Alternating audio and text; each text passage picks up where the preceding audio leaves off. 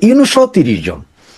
ইউনিসের এখন ইন্টারিম গভর্নমেন্টে যারা আছে তারা এবং কিছু সচিব, কিছু পুলিশের বড় বড় কর্মকর্তা, আইজিপি, ডিআইজি এগুলো ছাড়াও আরও কিছু লোক সহ মানে ইউনুসীয় গঙের 30 জন সরাসরি সেফ এক্সিট নিয়ে চলে যাবে।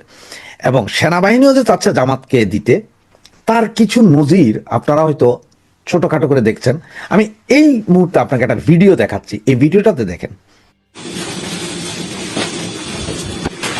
কত নম্বর আসুন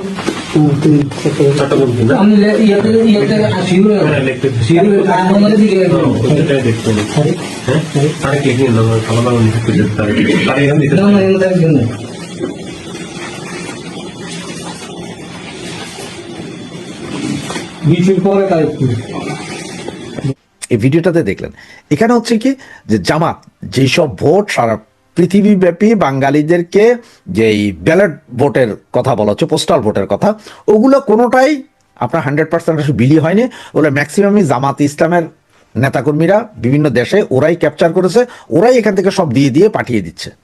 তার মানে হচ্ছে প্রতি আসনের জন্য যদি 300 করে 3000 করেও ভোট হয়, এটা কিন্তু বিশাল ভোট। আবার জামাত কি করেছে, ঢাকার 20টা আসন, সবাই বলতে 20টা আসন না, সারা বাংলাদেশে 190টা আসনে ওরা যেই ভোটের ব্যবধান মানে 5 থেকে 7,000 যে ভোটের ব্যবধান আছে, এই ভোটের ব্যবধানটাকে কমিয়ে দেওয়ার জন্য তারা বিভিন্ন জায়গায় যেখানে ওদের ভোটের ব্যবধান বেশি সেখান থেকে লোক এনে তারা এইসব আসনে আপনার ভোটার চেঞ্জ করছে, মানে যাতে একদম কম্পিটিশন থাকে। এরপর আছে এই 3000 করে ভোট, পোস্টাল ভোটগুলো, এগুলো যে জামাতের ফেভারে যাবে, এনসিপির ফেভারে যাবে, এবং তারাই আসলে সরকার গঠন করবে। এবং এই সরকার গঠন করেই তারা সেফ এক্সিটে ওনারা চলে যাবে। আবার এদিকে সেনাবাহিনী কি বলছে, যে তারা বলছে যে তারা যে কোনো সময় যে কোনো মুহূর্তে প্রিসাইডিং অফিসারের নির্দেশ ছাড়াই ভোট কেন্দ্রে ঢুকতে পারবে। তার মানে বুঝেন, ভোট কেন্দ্রে ঢুকে কিন্তু সাইজ করে দিব, সেনাবাহিনী দাঁড়ায় থাকবো, ব্যালট মারবো, 30%, 35%, 40% ভোট কাস্টিং হয়েছে, সব জামাতে পাইছে। এটা হচ্ছে তাদের মূল প্ল্যান। এখন জামাতরা আনার কারণ হচ্ছে যে যাতে বাংলাদেশে জামাত যদি আসে একটা অস্থিতিশীল পরিস্থিতি থাকবে, বিএনপি আন্দোলনে যাবে, বিএনপি তখন আওয়ামী লীগের সহযোগিতা চাবে, জামাতরে নামাইতে হবে। এই অস্থিতিশীল পরিস্থিতি যত দিন, যত মাস, যত বছর চলবে, সেনাবাহিনীর জন্য ততদিন সুবিধা, কারণ তারা তখন বাজেটের সিংহভাগই তাদের কাছে। আর ভারত যুদ্ধ আছেই, এই ভারত আক্রমণ করছে, এই ভারতের লাগাও, এই ভারতকে মারো, যার কারণে সেনাবাহিনী কিন্তু হাতিকে মারাইছে। জামাত তো আছেই, জামাতের শুটার সেনাবাহিনীর প্রোটেকশনে হাদিকে মারানো হয়েছে। আরো 2-4-10টা মরবে, আরো অনেক মরবে, দেখবেন এগুলো সব কিছু সেনাবাহিনী জানে। এত কিছু হওয়ার পরেও সারা বাংলাদেশে এত আপনার হত্যা, খুন, গুণ হওয়ার পরে সেনাবাহিনীর আওয়াজ নেই। তার কারণ হচ্ছে সেনাবাহিনী চায় অবস্থা এরকম থাকুক, জামাত সরকার আসুক তখনও অবস্থা এরকম থাকুক, এতেই সেনাবাহিনীর সুবিধা। এবং এটাই হচ্ছে যে মূল প্ল্যান। সেনাবাহিনীর মূল প্ল্যান হচ্ছে দেশ অস্থিতিশীল থাকবে, ওদের লাভ। জামাতের দরকার হচ্ছে ক্ষমতায় আসা, ডাক্তার ইউনূস হচ্ছে কোনো মতে দিয়ে ইলেকশনটা করে সেফ এক্সিট নিয়ে ওনার 30 জন নিয়ে উনি চলে যাওয়া, যেটা চুক্তি অলরেডি তাদের মধ্যে হয়ে গেছে। যদি দৈবিক কোনো কিছু না হয়ে যায়, যদি আওয়ামী লীগ কোনো আন্দোলন গড়ে তুলতে না পারে, অথবা ইন্টারন্যাশনালি যদি কোনো হার্ড কোর প্রেশার না পড়ে, তাহলে এই নির্বাচন 12 তারিখে হয়ে যাবে। এবং লিখে রাখেন, জামাতই ক্ষমতায় আসছে। এই এক্সিট ডিল, জামাত ক্ষমতার পথে। জি, এটাই আসলে সত্য। যদি আপনারা একটু ভালো করে খেয়াল করেন, 2024-এর 5ই আগস্টের পর থেকে আজ পর্যন্ত যা যা ঘটছে তা যদি একটু খেয়াল করেন, তাহলে আপনারা ঘটনাটা বুঝে যাবেন। যুদ্ধাপরাধী জামাতে ইসলাম তারা নিষিদ্ধ ছিল, তাদের প্রতীকও ছিল না, এটা হাইকোর্টের রায়ে, কোনো অর্ডিন্যান্সে না। এরপরও 5ই আগস্টের পরে আমাদের মহামান্য সেনা প্রধান তাদেরকে সর্বপ্রথম ডেকেছিল, তাদের আমিরের সাথে 3 তারিখ রাতে কথা বলেছিল। 4 তারিখ যদিও বিএনপির অন্যদের সাথে কথা বলে, কিন্তু 3 তারিখ রাতে বৈঠক করেছিল প্রথমে জামাতের আমিরের সাথে। এবং উনি প্রথম বক্তৃতায় উনি 2বার আমিরে জামাতের কথা বলেছিল, মনে আছে নিশ্চয় আপনাদের। এখন তাদেরকে এনেছে মূলধারা রাজনীতিতে। এবং একটা জিনিস যদি খেয়াল করেন, যে 5ই আগস্টের পরে খালেদা জিয়া কিন্তু জামিন পেয়ে গিয়েছিল। উনি তো হসপিটালেই ছিলেন আগে থেকেও, জামিনও ছিলেন, কিন্তু ওনাকে সরাসরি হসপিটাল থেকে বাসায় নিয়ে আসা হয়, বাসায় ছিলেন। এরপরে জানুয়ারি মাসে উনি ওনার বাসা থেকে লন্ডনে এসেছেন, লন্ডনে ট্রিটমেন্ট নিয়েছেন, লন্ডনে ট্রিটমেন্ট নেওয়ার পরে উনি বাংলাদেশে ফেরত গিয়েছেন সুস্থ স্বাভাবিকভাবে। কিন্তু ওনার কোনো বক্তৃতা বিবৃতি বা কিচ্ছু ছিল না, না কোনো জনসমাবেশে এসেছেন, না কোনো ভার্চুয়ালি কোনো মিটিংয়ে যোগ দিয়েছেন, কোনো কিছুই ওনাকে আসলে করতে দেওয়া হয়নি। ওনাকে ওভাবেই রেখে দেওয়া হয়েছিল, মানে আপনি ম্যাডাম চুপ থাকবেন, কোনো কথা বললেন না, আমরা করতেছি। আর বিএনপির তারেকের সাথে এখানে বাকিরা দেখা করে, ইউনূস সরকার দেখা করে তারা একটা মূলা ঝুলাই দিয়ে গেছেন। এরপরে ওনারা চেষ্টা করেছিলেন যে জামাত, এনসিপি এবং বিএনপি কিন্তু কোনো মতে একটা ইলেকশন করাই ফেলবে। এর মধ্যে আন্তর্জাতিক চাপ টাপ যা ছিল তাতেও ওনাদেরকে কাবু করা যায় না, ওনারা মানে কোনো মতে একটা নির্বাচন করবেন। নির্বাচন করে আসলে ওনাদের ইচ্ছা যেটা ছিল সেটা হচ্ছে জামাত ইসলামকে ক্ষমতা দিয়ে যাওয়া, এনসিপি জামাতকে। এখন আপনারা বলতে পারেন হঠাৎ করে কেন আমি হঠাৎ বলছি জামাত ইসলামের ক্ষমতা দিয়ে যাওয়া, এটা আবার কি? এটা হচ্ছে দেখেন, ওনাদের এই জিনিসটা, এই থিমটা ওনারা তৈরি করেছে আসলে পাকিস্তান থেকে। পাকিস্তানি সেনাবাহিনী যেমন কোনো কিছুতে নেই, ওরা পেছনে আছে, কিন্তু চাইলেই কালকে সকালে রাষ্ট্রপতি গেছে গা, অন্য দল আসছে, এই দল গেছে গা, তো ওই দল আসছে, কিন্তু মূল ক্ষমতার কেন্দ্রবিন্দু কিন্তু সেনাবাহিনী। কিন্তু সেনাবাহিনী কোথাও নেই, মানে এটা হচ্ছে যে ঘটনা সত্য কিন্তু প্রমাণ করতে পারবেন না আপনি। সেনাবাহিনী সব নাড়াচাড়া করছে, যত পয়সা যত যাই কিছু বাজেটের 70% পাকিস্তান সেনাবাহিনী খায়। তেমনই একটা সিস্টেম ওনারা এখন বাংলাদেশে চালু করার জন্য চেষ্টা চালিয়ে যাচ্ছেন এবং চলছে, সেটা 5ই আগস্টের পর থেকে। তাহলে আপনি একটা জিনিস দেখেন, আমাদের বিমান বাহিনী প্রধান পাকিস্তান গিয়ে যুদ্ধ বিমান কেনার চুক্তি করে, আমাদের সেনা প্রধান, বিমান বাহিনী প্রধান, নৌবাহিনী প্রধান এক হয়ে পাকিস্তানের সাথে নিরাপত্তা চুক্তি করার জন্য উৎসাহিত। পাকিস্তান আসছে যাচ্ছে, ওনারা আসছে যাচ্ছে, সবকিছু ভাবটা এমন যে পুরোপুরি ওনারা যে পাকিস্তান মাইন্ডেড হচ্ছে, সেটা হচ্ছে মূল কথা। এবং এই মুহূর্তে যেটা চলছে আবার সেটা হচ্ছে যে এখন একই কারেন্সি করার চেষ্টা করছে, পাকিস্তান এবং বাংলাদেশের কারেন্সি একটাই হবে, এটারও নাকি চেষ্টা চলছে। যার কারণে আমাদের অর্থনৈতিক অবস্থাকে এই দৈন্য দশায় নেওয়া হচ্ছে, যাতে পাবলিক না বলে যে এইটা কি হলো। এই যখন সব অবস্থা, এরই মধ্যে বিএনপি কিন্তু এখনো বুঝতে পারতেছে না। বিএনপি যদি বুঝতে পারতো, আপনি দেখেন গত 5ই আগস্টের পর থেকে এখন পর্যন্ত আপনার সেনাবাহিনীর হাতে নিহতের সংখ্যা 40 জন, তার মধ্যে 30 থেকে 32 জনই আছে বিএনপির। গত 2 সপ্তাহে বা গতকালকেও যদি চিন্তা করেন, এই 2-3 সপ্তাহে আপনার 4 জন মারা গেছে বিএনপির। এক ছেলে তো চিটংয়ে বাবার জিয়াফত খেতে গিয়ে ওখান থেকে সেনাবাহিনী তুলে নিয়ে যায়, পরে মৃত অবস্থায় ফেরত দেয়।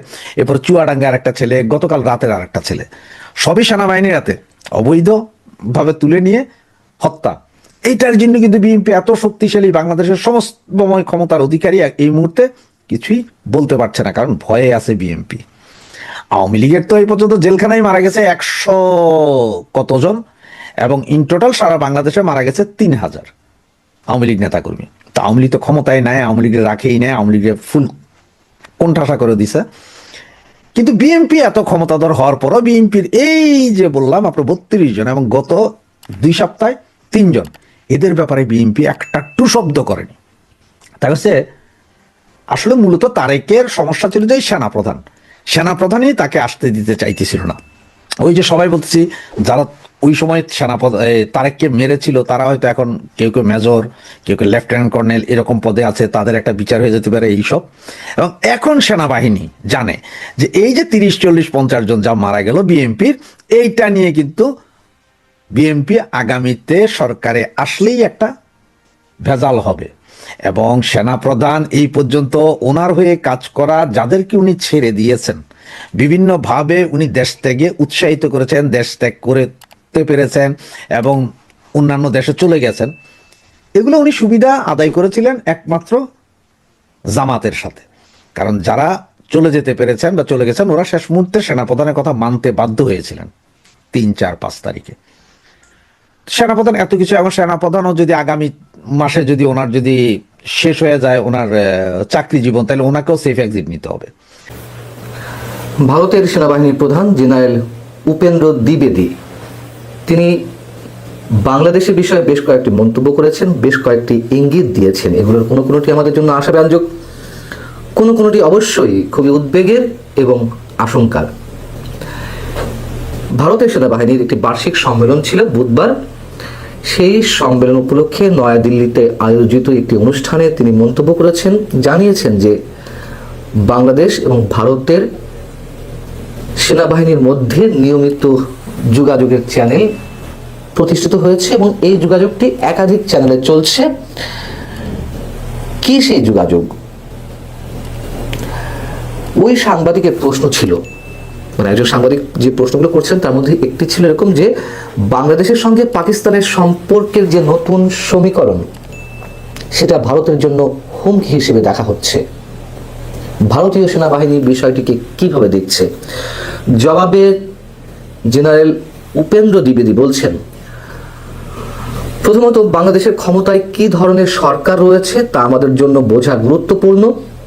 যদি এটি একটি অন্তর্বর্তী সরকার হয় তাহলে দেখতে হবে যে তারা যে পদক্ষেপগুলো নিচ্ছে সেগুলো আগামী 4-5 বছরের জন্য নাকি আগামী 4-5 মাসের জন্য। দর্শক, একটু বলে রাখি, তার এই যে মন্তব্যটি এটি খুবই গুরুত্বপূর্ণ। আমি আসছি সে বিষয়ে, অবশ্যই কিছুটা ব্যাখ্যা তো রয়েছে তার এই বক্তব্যের।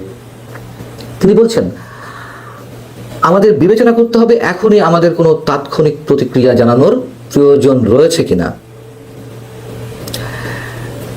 মাস কয়েক আগে যখন দিল্লি অ্যাটাক হলো, দিল্লিতে একটি বিস্ফোরণের ঘটনায় বেশ কয়েকজন মারা গেলেন, ভারতের নিহত হলেন, তখন এরকম গুঞ্জন শোনা যাচ্ছিল যে ভারত হয়তো বাংলাদেশের সার্জিক্যাল স্ট্রাইক করতে পারে, সার্জিক্যাল অ্যাটাক করতে পারে। আমার মনে হয় ওই ধরনের কিছু এই মুহূর্তে হবে না, সেটি তিনি মন্তব্য করেছেন যে তাৎক্ষণিক কোনো প্রতিক্রিয়ার দরকার আছে কিনা। তিনি বলছেন যে আমরা সেখানে একটি প্রতিনিধি দল পাঠিয়েছিলাম যারা মাঠ পর্যায়ে সংশ্লিষ্ট সবার সঙ্গে সাক্ষাৎ করেছে। একইভাবে নৌবাহিনীর প্রধান এবং বিমান বাহিনীর প্রধানও কথা বলেছেন। এর উদ্দেশ্য হলো কোনো ধরনের যোগাযোগের বিভ্রাট বা ভুল বুঝাবুঝি যাতে না হয়।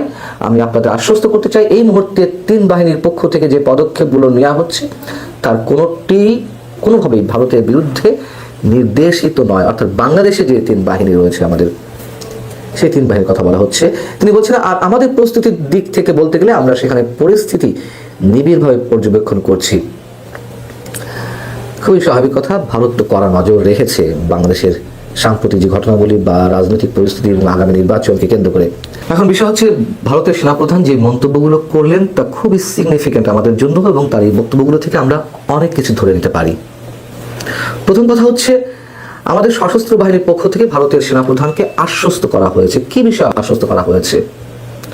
হতে পারে বাংলাদেশে মৌলবাদী শক্তির বিষদাঁত যে ক্রমান্বয়ে বেরিয়ে আসছে, অনেকের যে আশঙ্কা, সেখান থেকে অন্তত ভারতের সীমান্তে কোনো ধরনের কামড় বসাতে দেওয়া হবে না এমন নিশ্চয়তা দেওয়া হতে পারে। হতে পারে এদেশে কোনো ধরনের সংখ্যালঘু নির্যাতন হবে না, তার নিশ্চয়তা দেওয়া হতে পারে আমাদের সশস্ত্র বাহিনীর পক্ষ থেকে। আমাদের জন্য সেটি অবশ্যই ইতিবাচক। দ্বিতীয় কথা হচ্ছে, যে বিষয়টি আপনাদেরকে একটু খেয়াল রাখতে বলেছিলাম, খুব গুরুত্বপূর্ণ, আগামী নির্বাচন 4-5 মাসের জন্য হতে যাচ্ছে নাকি 4-5 বছরের জন্য হতে যাচ্ছে, এই বিষয়ে যে মন্তব্য করেছেন সেটির মধ্যে দিয়ে তিনি কি ইঙ্গিত দিতে চেয়েছেন? তাহলে কি ভারত 12ই ফেব্রুয়ারি নির্বাচন যদি অনুষ্ঠিত হয় তারপরে মধ্যবর্তী কোনো নির্বাচনের কথা ভাবছে বাংলাদেশের ক্ষেত্রে? ডক্টর মোহাম্মদ ইউনূস সরকারের সঙ্গে ভারত কোনো ধরনের সম্পর্ক স্থাপিত করবে না, এ কথা ভারত গত 17 মাস ধরে বলে আসছে নানানভাবে। বাংলাদেশে মৌলবাদী শক্তির উত্থান যে ঘটছে তা তো শুধু ভারত বাংলাদেশের আলোচনার মধ্যে সীমাবদ্ধ নেই। আন্তর্জাতিক বিভিন্ন গণমাধ্যম, আন্তর্জাতিক বিভিন্ন গবেষণা প্রতিষ্ঠান তাদের গবেষণায় এই বিষয়গুলো তুলে নিয়ে আসছে। পাকিস্তানের সঙ্গে যে বাংলাদেশের অতিমাত্রায় সখ্যতা, মানে ইতিহাসের সর্বোচ্চ পর্যায়ের সখ্যতা, তা তো অনেকের কাছেই উদ্বেগের। সেই জায়গা থেকে আগামী 12 ফেব্রুয়ারি নির্বাচনের মাধ্যমে কি হতে যাচ্ছে সে বিষয়ে নিশ্চয়ই ভারত এখনো সন্দিহান। যদি জামাত নিয়ন্ত্রণাধীন জোট, এনসিপি সহ তাদের যে জোট, সেই শক্তির উত্থান ঘটে, অথবা ভারত বাংলাদেশে এই নির্বাচনের মাধ্যমে যে ধরনের সরকার দেখতে চাচ্ছে সেটি যদি তাদের প্রত্যাশা অনুযায়ী না হয়, তাহলে পরবর্তী 4-5 মাসের মধ্যে তারা কি ভিন্ন কোনো কিছু কথা ভাবছে? এই প্রশ্ন অবশ্যই আমাদেরকে ভাবাচ্ছে।